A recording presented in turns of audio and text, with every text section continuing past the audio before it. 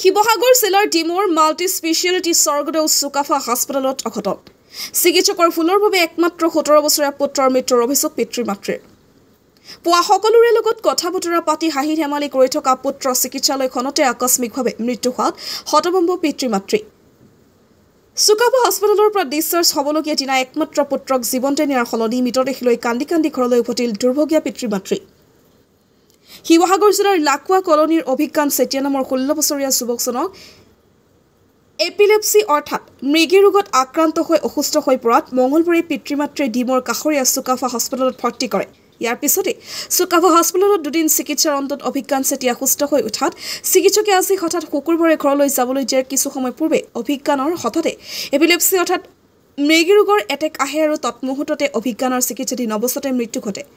অভিজ্ঞানৰ পিতৃ-মাতৃৰ অভিযোগ অনুসৰি চিকিৎসকে অভিজ্ঞানৰ দেশত 3টা চেলাইন 1 মিনিটৰ ভিতৰতে দিয়াত অভিজ্ঞান ক্ৰমাৎ ৰক্তচাপ আৰু হৃদস্পন্দন দ্ৰুতগতিত কমিছত একমাত্ৰ পুত্ৰৰ মৃত্যু হয় বুলি অভিযোগ উত্থাপন কৰে।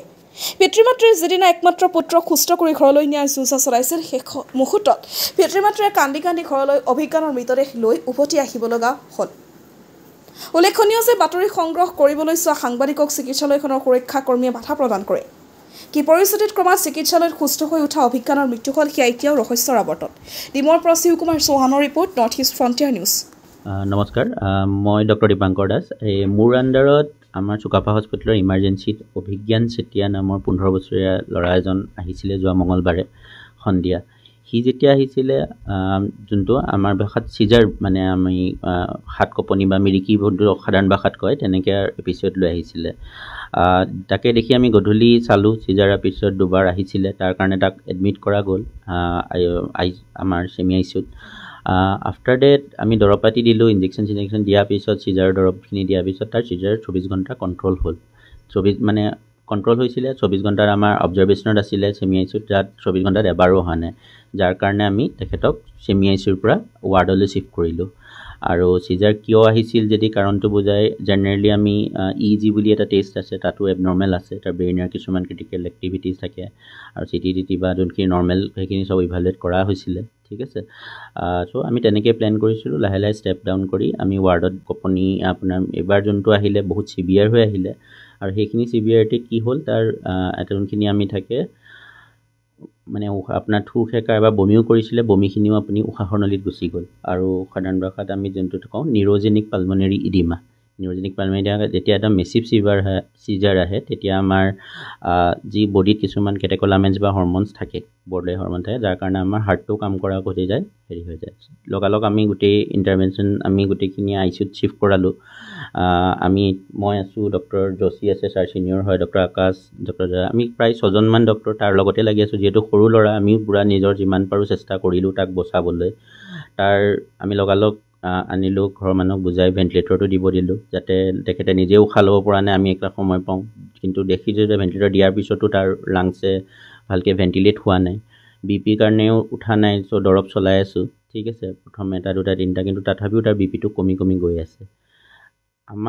মই জনাত বা আমাৰ এইখিনি জনাত আমি যি পাৰোঁ নিজৰ বেষ্ট সহায় কৰিলোঁ, কিন্তু তথাপিও দুৰ্ভাগ্য মানে আমি তাক বচাব নোৱাৰিলোঁ। কপি পৰি গ'ল মানে হঠাৎ ৰাতিপুৱা 7টা বজাতে মই ক'লোঁ শুনক, ক'লোঁ শুন বোলো যোৱাচোন বোলো গাখীৰ বটলটো লৈ এনেকৈ বুলি আনিবলৈ গ'ল, ধাপকৈ পৰিলে চিলেপটো উঠি পিনে, এটা চিলেপত উঠি ইটো চিলেপত পৰিলে।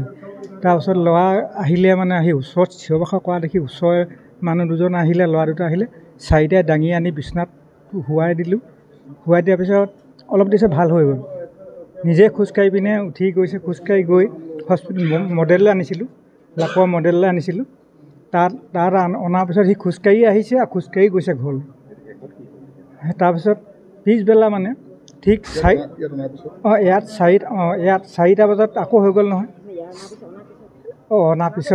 অনাৰ পিছত সম্পূৰ্ণ ঠিক, গোটেই নাৰ্ছ ডক্টৰৰ লগত কিমান কথা পাতিছে, কথা পাতি থাকিছিলে নাৰ্ছকেইজনীৰ লগত। আকৌ সি উঠি ইংলিছতে কথা পাতে, আকৌ সেই ইংলিছত কথা পাতে। নাৰ্ছকেইজনীয়ে সিহঁতি ডিষ্টাৰ্ব দি থকাৰ কাৰণে সিহঁতক তাক কি কৰিলে নি পিনে একেবাৰে দূৰত থৈ দিলেগৈ, নি পিনে দূৰত থৈ দিলেগৈ। তাৰপিছত দূৰত থৈ পিনে তাৰপিছত মই নিশা গৈছোঁ প্ৰায় 3টা নহয় 12:30 মানত গৈছোঁ তাৰ ওচৰলৈ। সি কৈছে বোলে পিতাই বোলে ভাল লাগিছে বোলে ঠিকে আছে শুই আছোঁ বুলি মই বোলে পেচাব কৰি আহিলোঁগৈ বোলে চিষ্টাৰ লগত কথাও পাতিলোঁ বোলে ফাদাৰ আহি ছাৰৰ লগতো কথা পাতিলোঁ বুলি কৈছে চবৰ লগত কথা পাতি বোলে মই আকৌ পেচাব কৰি আহিলোঁগৈ বুলি কৈছে তো হ'ব এতিয়া পেচাব কৰিব লাগিছে বোলে ব'লা বোলো পেচাব কৰিব এতিয়া হেৰুৱালোঁ নাই আৰু নাই